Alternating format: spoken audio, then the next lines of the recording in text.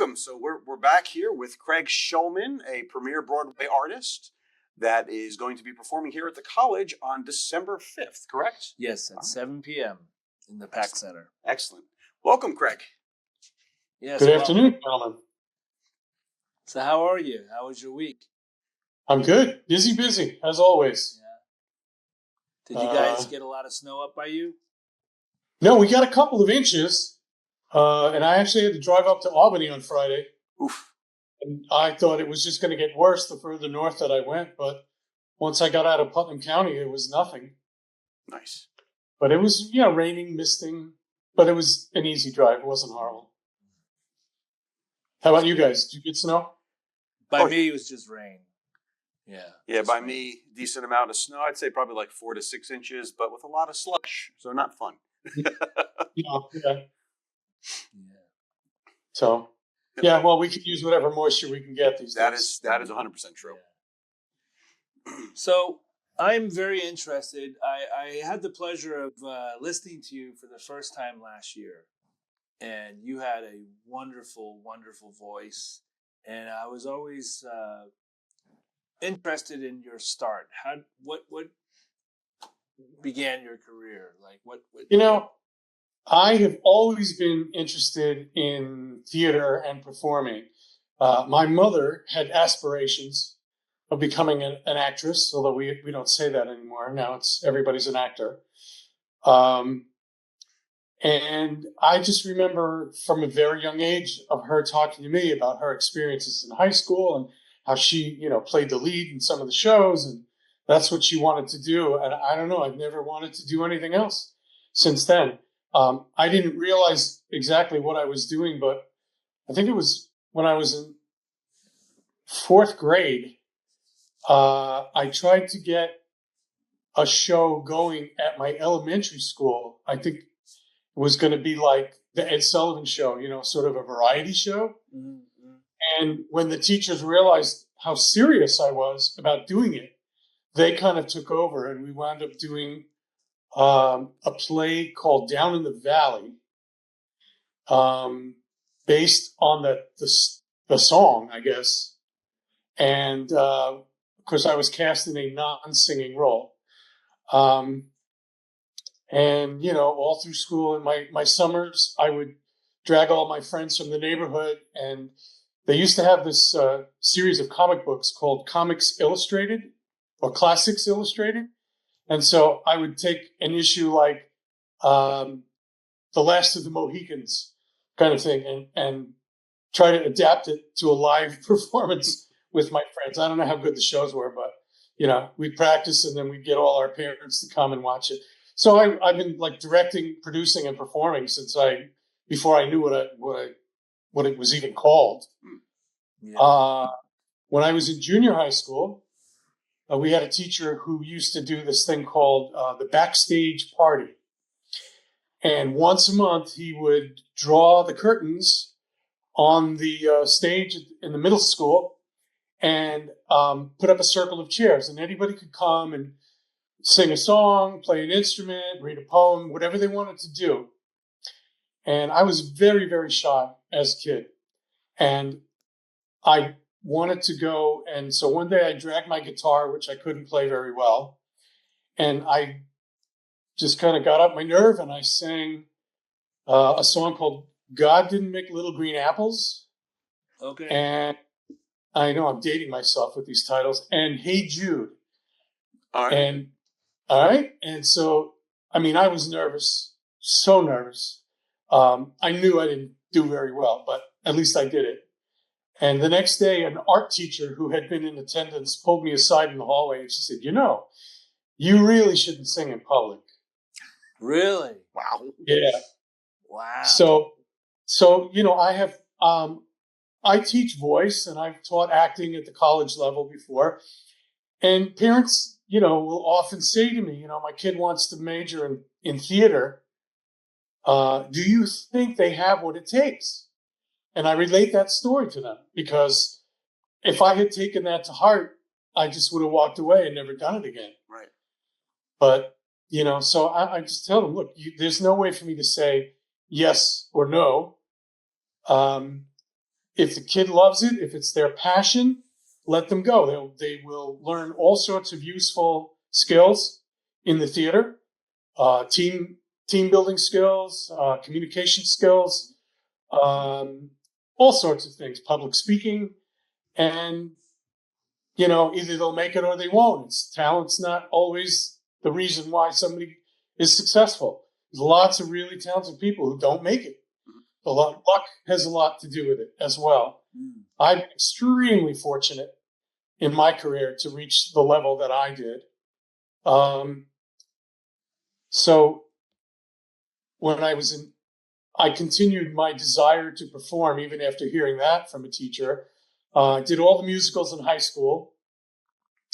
And I did a play my senior year called Flowers for Algernon, which the movie Charlie is based on. And it's the story of a special needs man. And somebody decides to experiment on him and increases his intelligence. And he becomes so intelligent that he takes over the research of his own case. And he's just brilliant. And comes a point in the show when he realizes that it's not permanent, that he's going to be back to the simple-minded person that he had started as. And so at the end of the play, I'm sitting there on stage by myself, delivering this monologue about how I knew I was smart, but something happened and I'm not smart anymore. And everybody was upset, and I didn't want people to be upset about me. And so I have to leave town and I'm going away. And I remember hearing people weeping in the audience. And it gave me the sense that I had the ability as an actor to convince people that I was someone other than myself. And so that really kind of cemented my desire and my confidence to move forward with it. So I went off to college and I thought, my acting skills are pretty good. I really need some voice lessons. So I was accepted at Fredonia State in upstate New York. I believe I was the first freshman accepted as a voice performance major.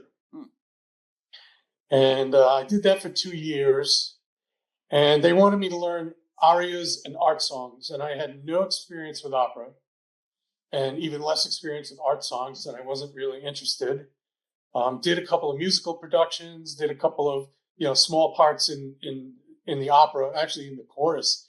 They had a program where they were linked with the Buffalo Philharmonic. And so we did 2 performances. One year we did Madame Butterfly, and my voice teacher at the time played the lead. And then we would go up to Buffalo with the orchestra and do another couple of performances up there. And I just wasn't that enthused about classical music at that point. They did not have any kind of musical theater program.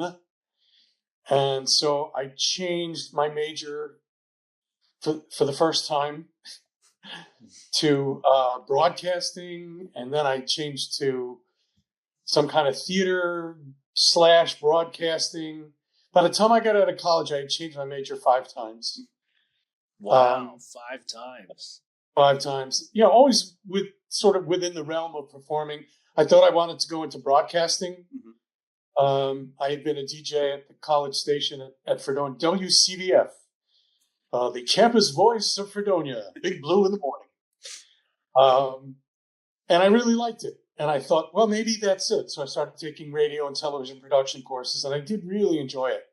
So then I took a semester off because I ran out of money and decided to go put myself in a new situation in a new college.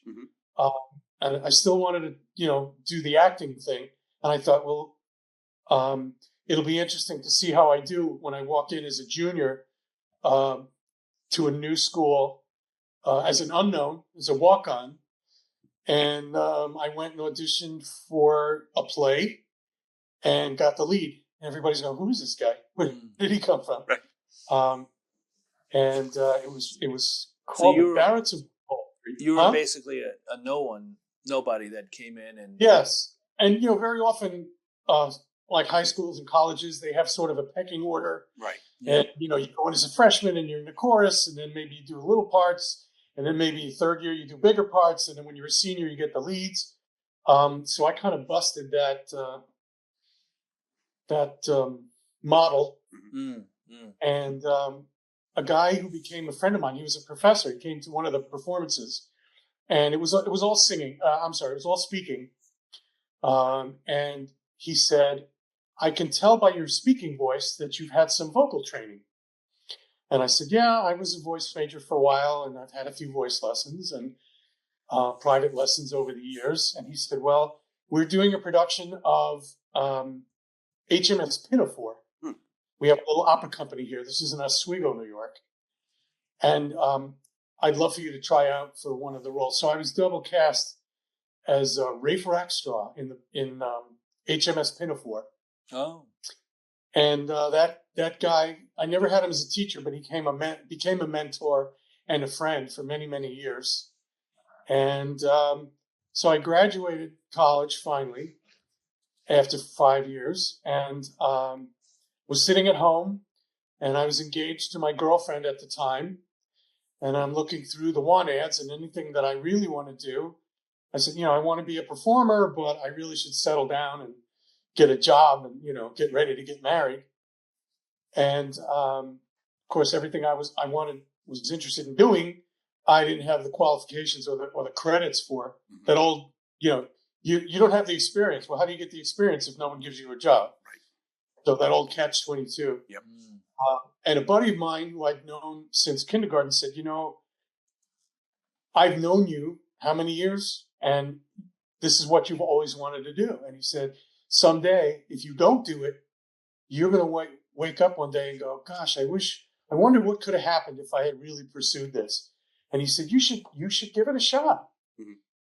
And so I started going into New York and doing whatever auditions I could find and, working odd jobs to make money to survive. And my first job in New York was for a little company called the Light Opera of Manhattan. And they did a lot of basically Gilbert and Sullivan repertory, and then a few other operettas as well. So I auditioned, and they invited me to stay with a number of other people who had auditioned, and they gave us the big speech about how if we joined the company, that we would be in the ensemble, in the chorus, and if we stuck around for a while, then maybe we would do secondary roles, and then if we stuck around even longer than that, maybe we would do principal roles. So I decided, this was in end of August, and I thought, let me just do this.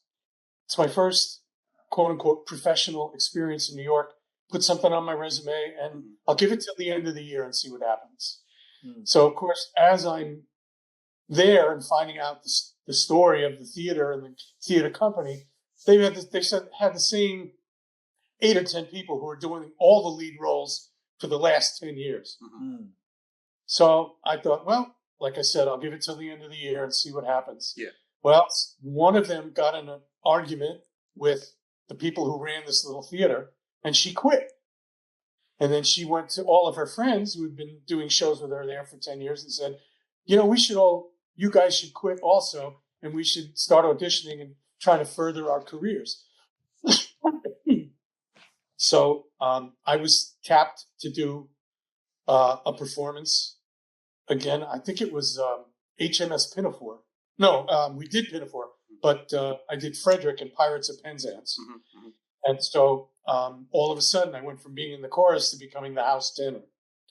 So I was there exactly 2 years, and I did 650 performances. Wow. Of leading roles in 15 or 16 different productions. We did things like Student Prince, The Merry Widow, and some other things. And that kind of set me on the path that I wound up doing. And so somebody took me to see, I think it was La Traviata at New York City Opera. And I went, oh my gosh, this is a synthesis of everything that I love about the theater. There's music and scenery and acting and singing and orchestra. And I thought, let me see about following a career as an opera singer. Yeah. So I started taking voice lessons in earnest. Started auditioning for things. How far back were you when you got your first big role? Let's see. Well, Like, are you talking like your big roles in small productions? Like second year? Like, was it like your second year or like third year? How many? Oh, you mean at the First Theater, at the Light Opera in Well, I Manhattan? mean, like in general, like, how long did it take you to? Well, that was, I was an overnight success, after 10 years when I got into Les Mis. Okay. Oh, okay. So I'm still back at this Light Opera Manhattan. It came to the end of the second year, and they had no shows that had parts for me in the fall, so I had no work there. And a couple of my friends said, "Oh, you should audition for this other company. They do touring, touring productions of. They're doing The Merry Widow this fall for Columbia Artists." Mm-hmm. So I went and auditioned, and they hired me to cover both the lead and second male lead in the show. Mm-hmm. And so there were three of us. There was one guy who played the lead, one guy who played the second lead, and then I would play one role one night and another role the next night, and then have a night off. So we all played 2 nights on and 1 night off. And so I have a funny story. It was the last week that I was working at this Light Opera at Manhattan, and we were doing HMS Pinafore. And I don't know if you're familiar with the show, but a lot of the GNS shows involve babies being switched at birth. Mm-hmm. One being highly born and one being low, and somehow they get switched around. So HMS Pinafore is subtitled "The Lass Who Loved a Sailor." So I'm playing this character who's just a lowly sailor on this ship, and he falls in love with the captain's daughter, and she falls in love with him. But of course, it's never going to work out because she's the daughter of the captain, and he's nobody. So in the final scene, it's revealed that he and the captain were actually switched at birth. So my character comes out in the last scene dressed as the captain, and the other guy comes out dressed in the sailor costume. Mm-hmm. So the last week, the guy who was playing the captain went home on a matinee day and he had dinner at his apartment, and he cut his hand badly on a glass in his sink. So when he came back to do the show in the evening, his hand was wrapped in a big bandage. And he just, he had it, and he just kind of didn't make a big deal out of it, and we did the show. So I thought it would be funny in the last scene. So I went in the men's room and I grabbed a bunch of white paper towels and I wrapped my hand up so that when I came out as the captain, I had my hand all bandaged just like his had been. Mm-hmm. And the audience thought it was hysterical.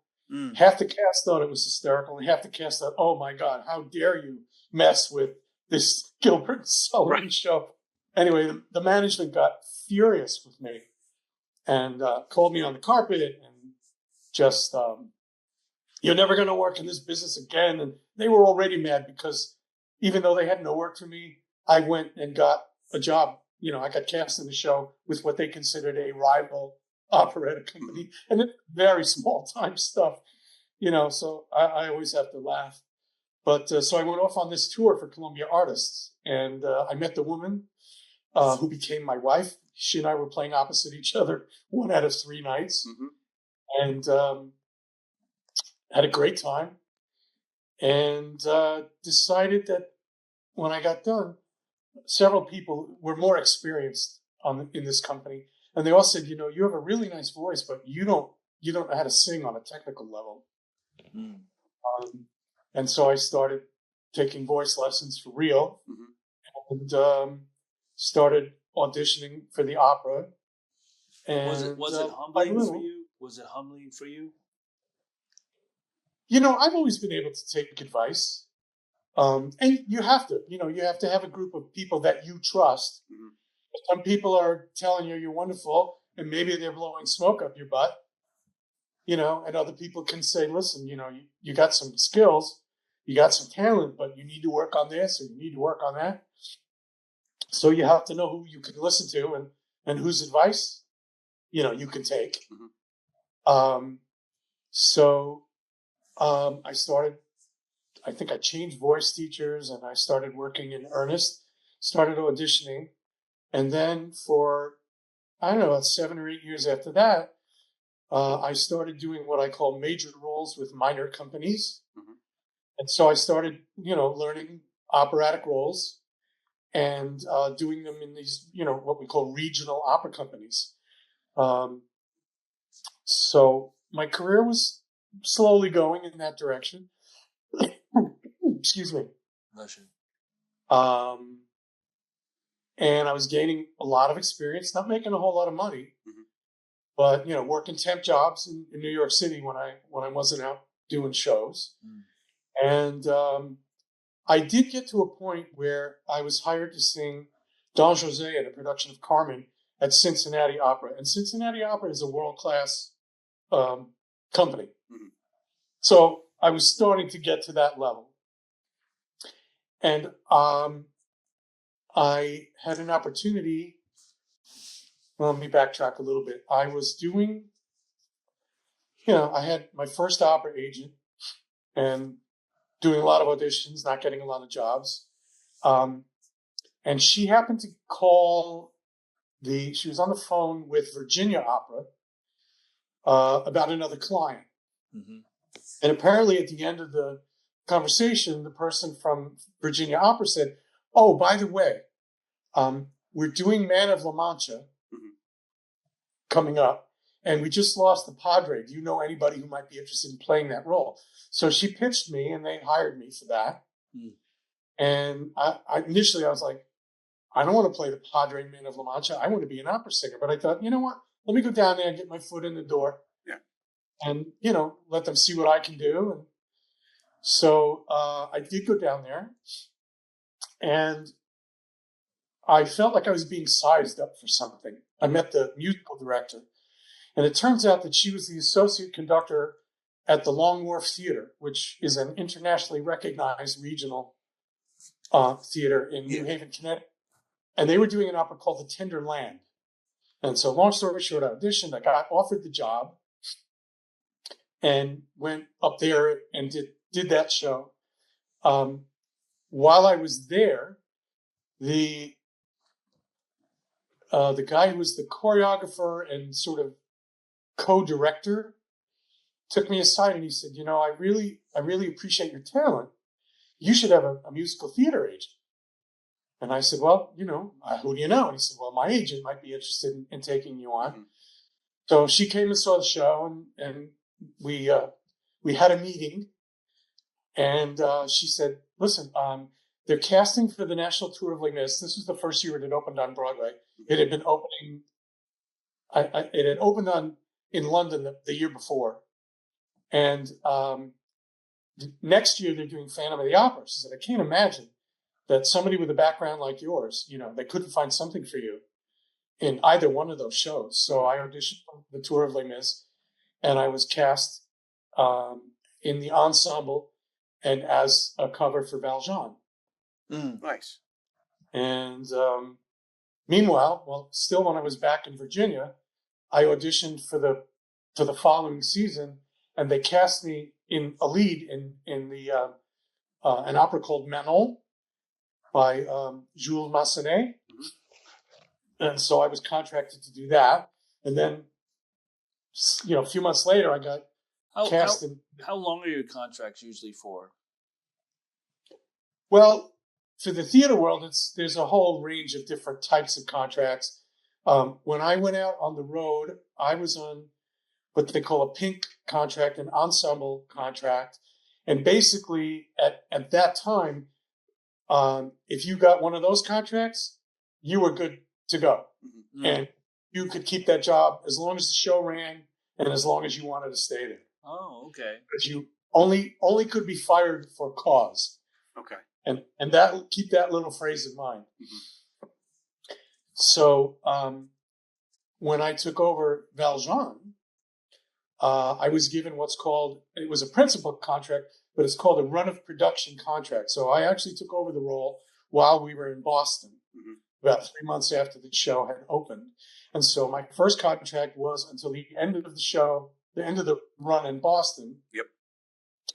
And it was wording that said something to the effect that at the end of the run, we have, like, each party can give each other notice, 2 weeks notice maybe, of whether we're going to continue.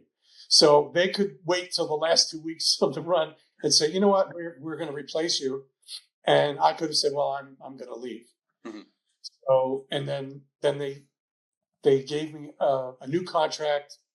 I got a raise in my weekly salary to go to the Kennedy Center, and we were there for 3 months. And then they gave me another one after that to go to Philadelphia. And so little by little, I'm bumping up my salary and out on the road. So these are all gigs that were local. No, that was the national tour of Les Mis. That was a full production contract, same contract you would get on Broadway, basically. Oh, okay. All right, and the only difference being that when you're on the road on an equity contract, you get per diem because you're living away from home. So some people are able to sublet their apartments and just bank that money. I, at that point, had a wife and a child. And so, I had to use it to pay my living expenses on the road and pay for apartment. And so I did it for a year on the road, more than a year, actually, when we were in Philadelphia. So it was like a year and a half. Mm-hmm. And I wanted to come home and I wanted to be in the Broadway company. And my boss kept saying, nah, can't do it. And it was because I was getting really strong reviews on the road. And typically the theaters in the cities, we were playing major cities. Yeah. The theaters typically are much bigger than the Broadway houses. And they wanted me on the road to sell tickets. And so I had asked for a night off. We finally had enough money together to buy our first house. Oh. And I had asked for one night off so that I could go home and go with my wife to the closing. Mm-hmm. And they were big on jerking people around. And they did not want me they just didn't want me to have the night off. Right. And they had no, if it was like the opening week in a new city and we were getting reviews and stuff like that, then they had a reasonable, cause to say, no, we can't let you be out of the show.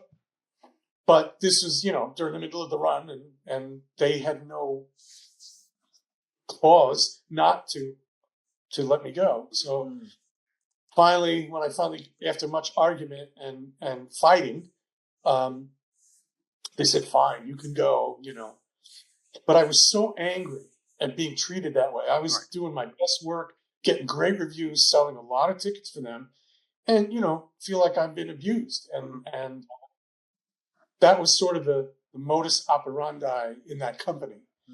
Was everybody. I always felt like I was I was playing the lead in the biggest hit ever at that point, and I feel like I'm walking on eggshells all the time. Right. Like I'm going to get yelled at for something or get in trouble for something. And so I wrote a letter of resignation. I must have been out of my mind because I took the day off and we went and had a closing on the house. Found out that day that my wife was pregnant with our second child. Mm-hmm. And I messengered my letter of resignation to the company manager's office in New York. Like, I have to be out of my freaking mind, Right. I went back to Philadelphia that night, and the company manager came in my dressing room, and he was like, white as a sheet. He goes, you can't quit. You got to read your contract. You got to stay until the end of the run at least. And I said, well, let's not worry about it now. They're already negotiating for me to stay with the show. So basically, we made a deal that if I went to Chicago for 6 months, that they would give me a raise enough so that my wife could quit her job in New York and come live with me. Because I had been in Philly, I had been in Washington, D.C., I had been in Boston. So I could always get home overnight on my day off so I could see my son. But but I didn't want to go to Chicago because that was a little too far. Right. Try to get home on a day off. So we made that deal, and they guaranteed that I would make my debut on Broadway as Valjean in January. Dare I say the year, 1990. Okay. And so that's how I got to make my Broadway debut. So what was it like to play Jean Valjean for the first time? Was it like the very I first can imagine time it was I went very on, emotional for you. it was mostly scary. Really? Well, the very first time I went on, I was the understudy, and I only had 4 rehearsals. So I had never been an understudy before, but I had been double cast in several opera productions, and I had developed a way of taking notes, diagramming my staging. And so what I would do is when I would go home on the weekends from Boston, I would go down on the bus. There was a midnight bus out of Boston. So it was Saturday night, and we would all get out of costume and clean up and run for this bus. And I'd get into Port Authority in New York at about 5 a.m. And I'd take a cab to my apartment in Astoria and then lay on the couch all day with my 2-year-old son. And then the next day I would get on Amtrak and go back up to Boston. So I would study for 4 or 5 hours on the train. And so I really put the effort in, and I knew what I was doing. And so we would have understudy rehearsals every week, but what they would do is they would say, all right, Craig, you play Valjean on Thursday. And then on Friday, they would put somebody else in one of the other Valjean understudies. And I would have to go, and I would do my ensemble track so that there would be bodies on stage for the other understudies. Yeah. And then we'd come back, we'd go out to dinner and come back and do the show. So on this particular, it was exactly a month since we had opened. And it was a Thursday, and we had understudy rehearsal. It was my day. And I went back to my apartment with one of my friends for the show, and we bought Wendy's for dinner. We're sitting in my apartment in Boston, and the phone rings. And this is before cell phones, and I reach for the phone, and he grabbed my hand and he said, "That's the stage manager calling, telling you you're going on tonight." Because the guy who had been playing Valjean was having long-term vocal problems. And so, maybe it is. We'll see what happens. And I answer the phone, and it's my mom calling to tell me that my paternal grandmother had passed away in Arizona. Oof. Oh, geez. She had an aneurysm, so nobody was expecting this. Yeah. Do I want to go to Arizona to the funeral? And I said, well, it's not a question of wanting to go. I said, but I'm about to get the biggest break of my career in the next couple of days. I said, I really can't leave. And, my family was very supportive. My grandmother would have understood. So I said, I can't. I got to stick around. So we went in to do the show that night. Yep. And the guy who was playing Valjean pulled me aside.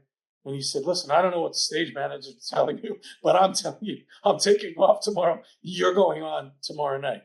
So on Friday, they had, instead of doing the understudy rehearsal, they had what's called a put-in rehearsal. So they called the entire cast that afternoon, and with piano, not with orchestra, with piano, I went through all the costume and makeup changes and the mic changes. I didn't have wigs at the time because they weren't ready. They were on order, but they hadn't completed yet. And so I had one shot to go through with the full cast on stage, and then I went on that night. So in answer to your question, Jimmy, I was so scared. I thought I was going to throw up. I was nauseous. Oh, wow. I was I can understand, yeah. And so I thought about just, sticking my finger down my throat and getting it over with. But I thought, what if I burn my vocal cords? Maybe this is not a great idea. And I went out there, and I don't even remember the performance. At that time, they were running about 3 hours and 10 minutes. And all of a sudden, it was curtain call. Right. I was concentrating so hard. But apparently it was a big success. And I wound up going on Saturday and Sunday, and we were off. No, both shows on Saturday. We were off on Sunday. And then on Monday, I got a call from one of the stage managers who said, listen, guys coming back tonight, you can relax and go back into your ensemble track. And so we started the show, and he was still having vocal problems. And so during the first act, one of the stage managers grabbed me backstage and said, do not go on for the Thénardier Inn.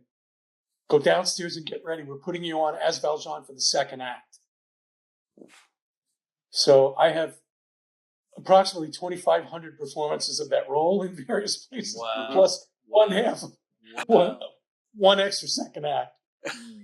And that happened to me in Jekyll and Hyde too. I was understudying, and I got pulled out, actually off stage in a scene. I don't know if you know the show, but there's a big party scene, and I was sort of in the background dancing with my partner at this engagement party scene, and my partner says, "I think that's for you," and she's kind of indicating into the wings, and there's a stage manager with a flashlight going like this, trying to get my attention. And when I looked up, she goes, so I bowed to my partner and walked into the wings, and she said, "We're putting you on for Jekyll. Let's go get ready." And so in the middle of the first act, I went on, and my first scene was the scene where he sings "This Is the Moment." Mm-hmm. And the guy who I replaced in the middle of the show was having, vocal issues, and the audience was just went wild. It's a weird feeling though when you go on as the understudy in the middle of a performance, because the majority of the audience, they assume that the person who's doing the lead role is the best person, right? And for that role, and that the understudy obviously is maybe second best. And so I came out, and it went great, and but there's like a silence, like the energy just stops. Yeah. And out in the audience, and it's a little scary. And until I open my mouth, because you don't know if they're going to be receptive or not. Yeah, exactly. Yeah. Yeah. That must be a very scary feeling, to be on stage and to perform the way you do. Mm-hmm. I mean, I remember last year when I heard you sing and you did the song from Les Mis, and it just brought me to tears. It's just so emotional, and you can't help but not be emotional, right? For those kinds of songs. And I had the privilege of seeing Les Mis on Broadway and also Phantom of the Opera, and it's powerful plays, musicals and stuff, and so, and you've got you have an amazing voice. Oh, thanks. One of the interesting thing was that the song you're referring to from Les Mis is "Bring Him Home." Yes. And there were sort of like 3 reactions that I would get after that song. Mm-hmm. Yeah. Some days I would sing it at the very end, and I was doing the pose at the very end. Yeah. And that's me in the costume right there. Yeah. Actually, that photo was taken while I was singing the song. And there would be, immediate applause and bravos, and once in a while even a standing ovation. And then sometimes I'd finish, and there was sort of polite applause, shall we say. Yeah. And then rarely, but this happened a number of times, I'd finish the song, and for like 5 seconds, there wasn't a peep out of anybody in the audience. Right. And I'm thinking, oh my God, did I sing this a half a step flat? Was I off pitch? Was my fly open and my underwear is hanging out? And then after that, they were so moved that they didn't even applaud. Oh, wow. So that was really, that was really cool. But these are things that you learn, over time. Yeah. Performing like that. How long does it take you to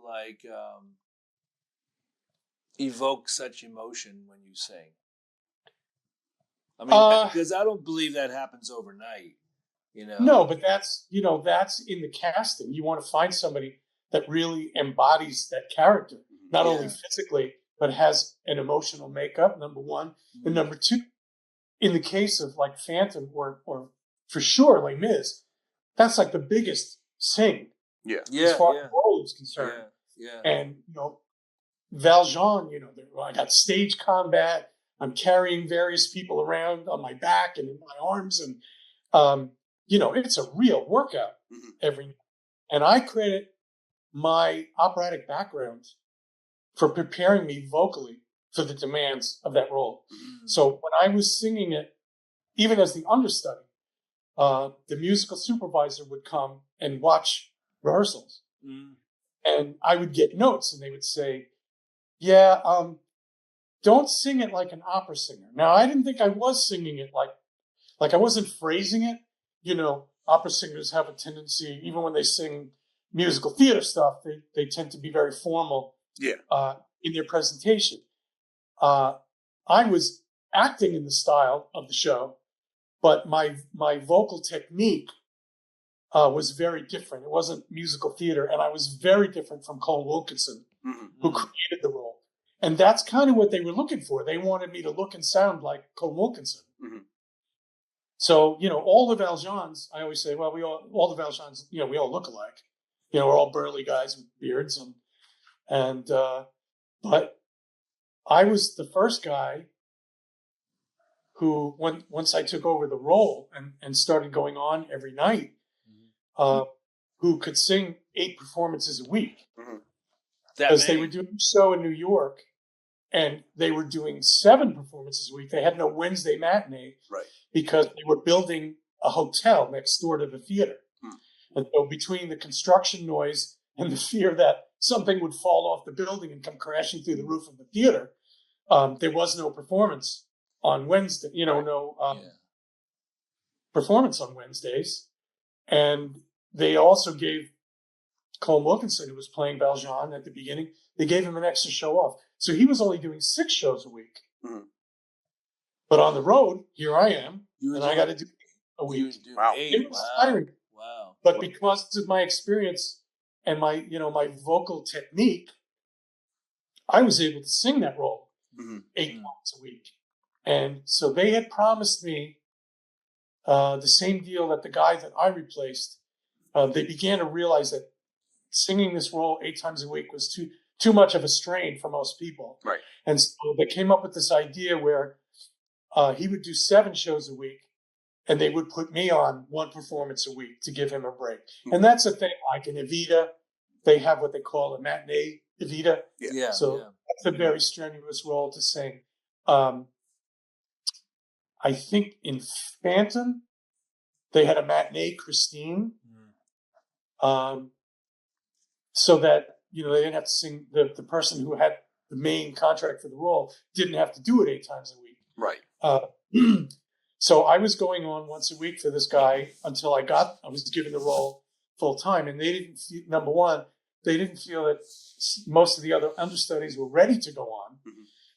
And number two, they were really happy with my performance. So they wanted me to go. They didn't want to put the understudy on. And so they had promised me I would get this one day a week off, like my predecessor. And, I did it for a week, and then I did it 2 weeks, and then I was in there for a month, and I'm getting vocally tired, but I'm in there every day doing it. And then another month goes by, 7 weeks go by, and I haven't had a show off. And so I had my agent call and said, listen, when are they going to give me my rotation? That's what they called it, out of the show. And the initial response was, if he needs a night off, let him call in sick. And if I called in sick, I would get docked 1/8 of my salary. Right. Wow. Okay. If the rotation, when we were in agreement what show I was thinking of, then I would get paid for my full week salary. Yeah. So that wasn't really fair. But my agent argued with them a little bit, and they finally relented. But I went 8 weeks without, doing that role day in and day out without a show off. And they never had anybody, at least certainly before that, who was able to do that. plus bring So- the dramatic weight to the singing of the show that Yeah. Now And, I'm curious because in preparation, when you prepare for a role, what is it that kind of compels you, like gets you going to like really get into that character and stuff like that? I'm curious as an artist, like it really depends. There are different things. Mhm. Like Valjean, I really understood that character, and I knew right from the beginning how. And I'm the kind of actor who doesn't stop examining and looking for new things. Yeah. Because I think it helps keep it fresh. And most of the things would not be something that most people would notice. At least for me, it was like, all right, let me deliver this line a little differently tonight, or usually something very subtle. With Phantom, the text is very, very. I found it very difficult to learn. Yeah. How's that? Why is that? Well, Music of the Night, aside from being 5.5 minutes long, which is a long song, it's all poetry. Right. And so you, as the actor, have to find the meaning behind the poetry. You can just sing the lines, but to really find what it means to you. In that respect, Phantom, I think, was my favorite role because I really had to reach inside and come up with things, and I found so much symbolism and information from the score. There's the scene where the Phantom has brought Christine to his lair the first time, and she pulls the mask off him at one point. And he doesn't want anyone to see him, because his face is all disfigured. And I would just kind of like turn away and fall to the floor halfway across the stage. Yeah. And I would sing, "Damn you, curse you." And as I was doing the show, I began to find sort of animal things about the character. And it sort of started to suggest to me like a wolf howl. Yeah. And so I tried to bring a quality of that, "Damn you, curse you." Again, I don't know if anybody, he's doing a wolf howl. But to me, that gave life and truth to that role. One of my favorite moments is in Act 2. Again, they're in the lair, and he's got Raoul strung up by the neck, and he's hanging in the back trying not to die. And he's having this big scene with Christine, and she kisses him. And of course, this is what he's been waiting for his entire life. Part of what I based my overall characterization on was there's a line that he says that my mother put a piece of cloth on my face.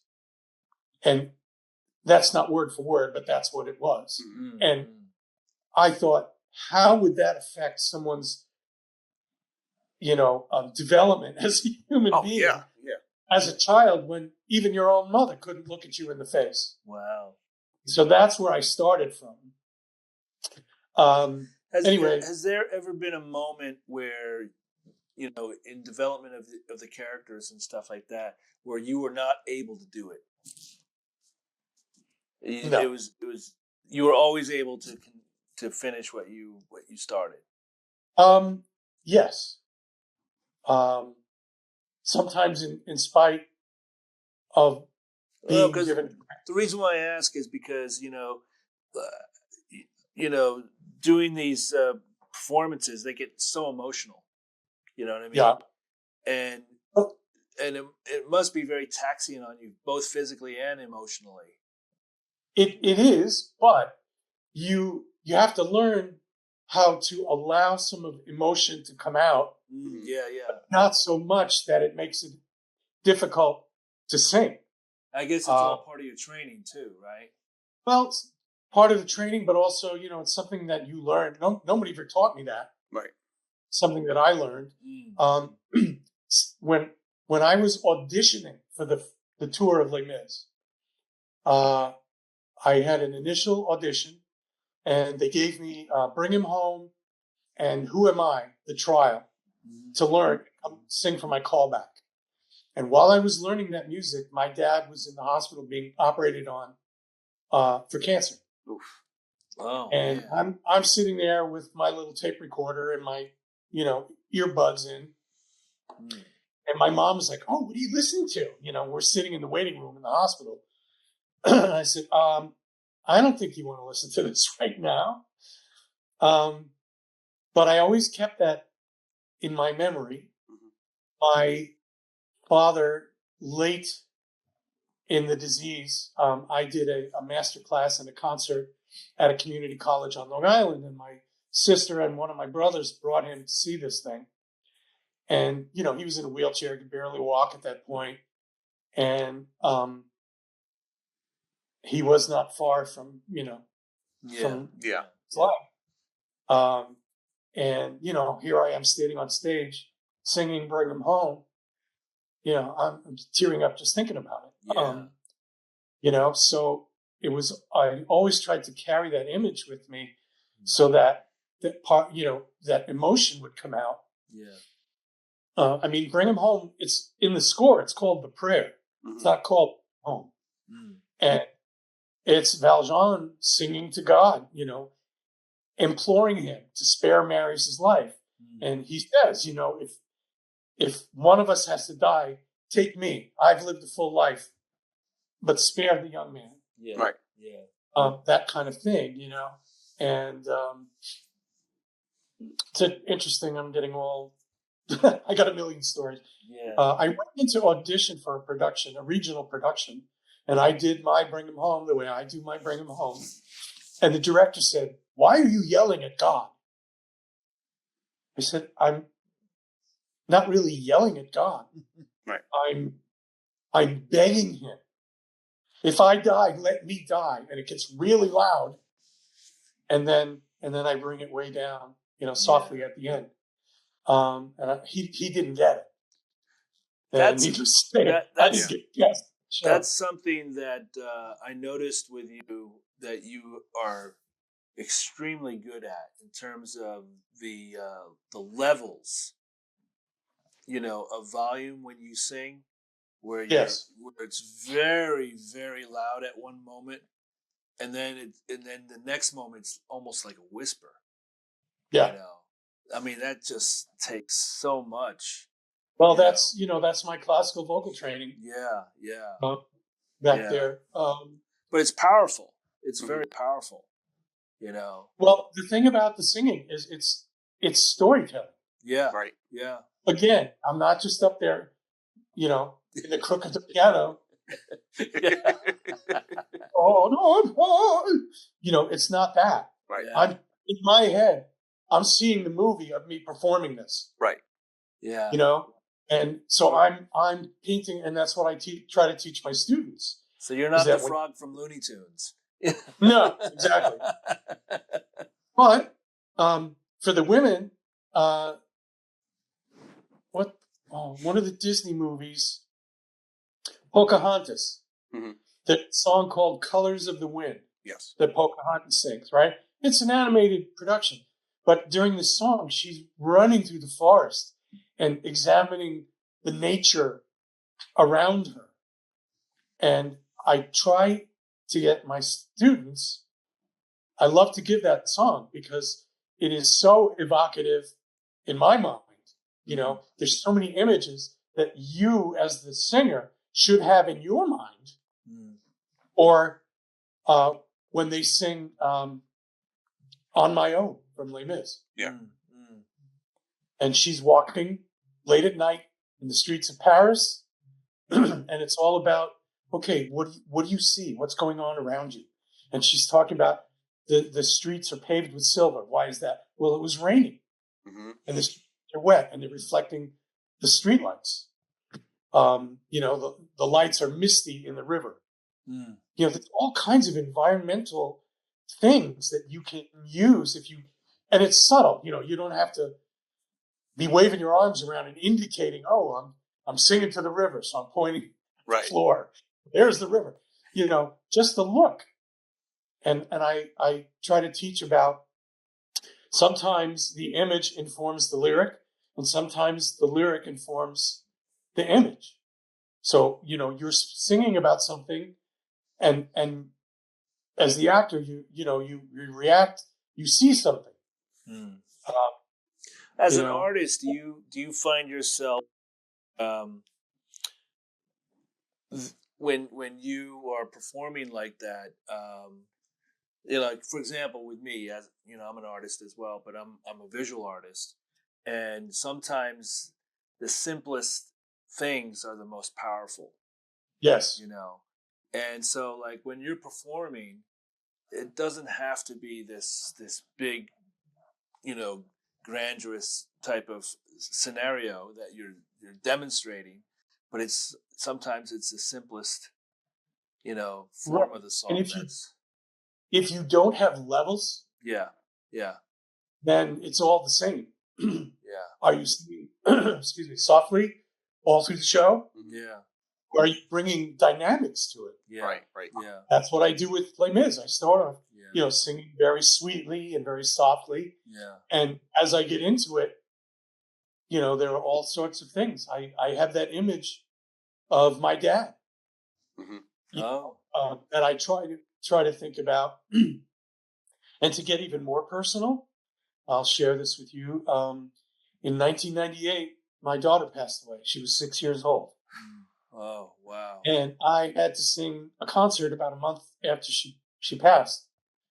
And we had rehearsal in my house because we were going out of town.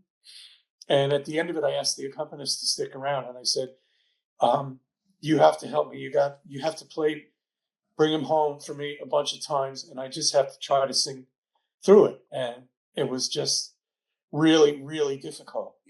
And, but I want to bring that kind of emotion, not to that level. Right. Sure. Because, I'll probably start crying and I'm just tearing up just talking about it. Well, Kieran sang Bring Him Home for Joe. For Devon's, For his funeral? Yeah. Well, at the memorial service. Oh, okay. And I just, it's almost impossible not to break down. Oh, absolutely. Yeah, I've sung that at a number of memorials. Wake. Yeah. I try to carry some of that emotion into my performance. But again, I don't want it to overpower me because, if I start crying, I'm not going to be able to finish singing the song. Yeah. Right. But again, it's a powerful emotion that I want to tap into. Eventually I came up with this thing in my head that you ever see like in the cartoons where there's the devil on one shoulder and the angel on the other. I just came up with this concept of her sitting on my shoulder, kind of in miniature, and I would have a conversation with her while I was singing the song, and just say, "Look, Jenna, you got to let Daddy, help Daddy sing the song." Yeah.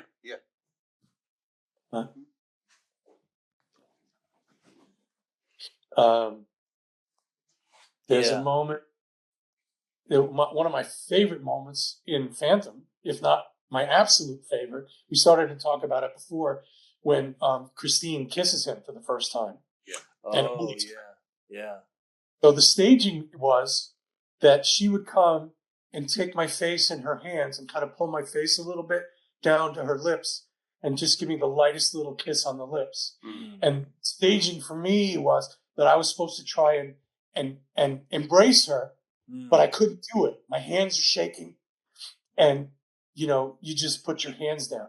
And if you're familiar with the music at that time, there's this soaring accompaniment, and it just flashed in my mind again, another animal image, that he's been set free like a bird at that moment. So what I did was I tried to hug her couldn't do it. And then with the music, relaxed my hands and put them up and gently brought them down like this, like one flap of the bird's wings. Yeah. And just like I had this vision of this beautiful blue sky with these giant puffy white clouds and, you know, the sun and all of that. And I had just got that image in my head. And so that's how I played that. Unfortunately, when I was learning the role, they said, listen, we don't want a cookie cutter performance. We want to put your own stamp on the role. And so I felt like I'd been given permission. You know, Les Mis was exactly the opposite. They wanted you exactly in the spot, looking exactly like, sounding exactly like. And that may sound frustrating. And to somebody like me saying, well, listen, I have all my own ideas about why, and people come back numerous times to see the show. Why would you want it to look exactly the same every time? Right. It's something new to the audience. And I understand that's their way of maintaining quality control so that people see what they're expecting to see. So I understand that. But if you have somebody like me who's not a paint by numbers kind of actor, why wouldn't you want that? You know, Wow. There's that moment at the end of Phantom where he's alone. Christina's left him, and he's given her the ring. She's left, and there's the little monkey, and they're playing, the music box and the little masquerade theme, and he's leaning over the monkey and he's crying, and he senses, in the way I played it, I sensed her come back into the lair, and I would look up and I would think, oh my God, she's come back to me, and I would get up with this hopeful, happy, face, and I put my hands out, and she takes the ring and puts it in my hand and walks out. Yeah. Wow. Again, what a dramatic moment. Oh yeah. I would just look at my hands and then the final line is, you alone can make my song take flight. It's over now, the music of the night. Oh gosh, I could talk about this stuff for hours. Well, Craig, thank you so much Seriously. for joining us and giving us a glimpse into your world. We can't wait for you to come and have you perform at our college here. Thanks, I'm looking forward to it. I'm very excited because I've seen you sing in person myself, and you're wonderful. So, and I really can't wait till we see you in what was it, about 10 days or so? Yeah, about that. Yeah. December 5th. Yeah, week from Thursday. Yeah. Yep. Yeah. So, I better start practicing. Yeah. Yeah, but I just wanted to thank you so much for being on our podcast here, and thank you. Do you have anything to say yet? No, I mean, I would just say once again, just to echo Jimmy, thank you very much for all this time. And I would almost say, so for anybody aspiring to go in the direction you did, is there any words of advice you can leave for somebody that might be in some of the earlier situations like you yourself were? Follow your passion. It may not work out, but if you don't try it, you'll never know. Excellent. Yeah. All right. Exactly. Yes. All right. Thank you very much for the time today. Yes. And again, as Jim said, we look forward to seeing you on the 5th. Yeah. Thanks. See you then. Yep. Thank you.